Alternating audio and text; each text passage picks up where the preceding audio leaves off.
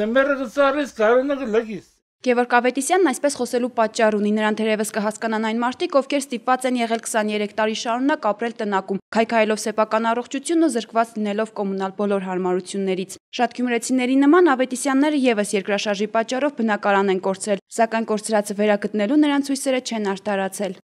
Մենք կորցրել ենք երկրաշարժին 1 սենյականոց բնակարան առանձին կոմունալ հարմարությունով ու 3 սենյականոցը առանձին կոմունալ հարմարությունով, բայց մեզի միացրել են դերգու բնակարանները 10 անձից բաղկացած ընտանիքին 3 ընտանիք են բաժանված,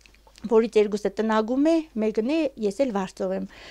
կուտան միանգամից 4 սենյականոց, բայց մենք 4 սենյականոց չենք կորցրել։ Քաղաքապետարանը նրանց սխալմամբ հաշվառել էր 4 սենյականոց բնակարանների հեշտացուցակում հավաստիացնելով, որ խնդիրը կլուծվի վիճակահանության ժամանակ։ Վիճակահանությունը տեղի ունեցավ, իսկ խնդիրն այդպես էլ մնաց չլուծված։ Առանձին եղետուն չես միացրել 12 անձին կուտաս 4 սենյականոց օբշի։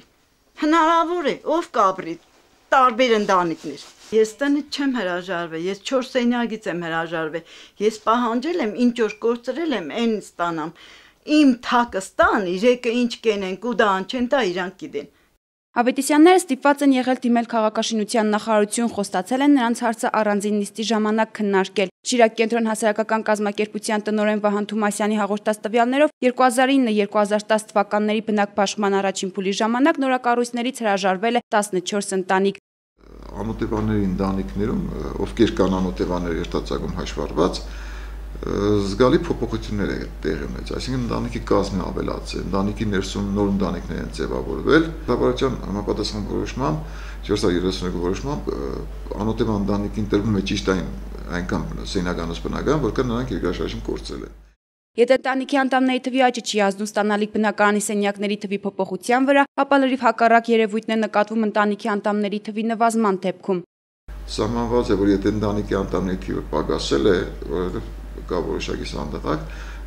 պակասում է նաև սենյակների թիվը, բայց ավելացման դեպքում սենյակների թիվը չի ավելացվում։ Դա կարծես անարտարացի մոտեցում է, որովհետև մի դեպքում պակասեցվում է, մյուս դեպքում չի ավելացվում։ Այն բնակարանները, որոնցից անօթևանները հրաժարվել են, նոր կառուցված բնակարանների հետ գարնանը կրկին կտրվեն վիճակահանության։ Գյումրի, Վան հեռուստաստուդիա, Արմենիա հեռուստաընկերության համար։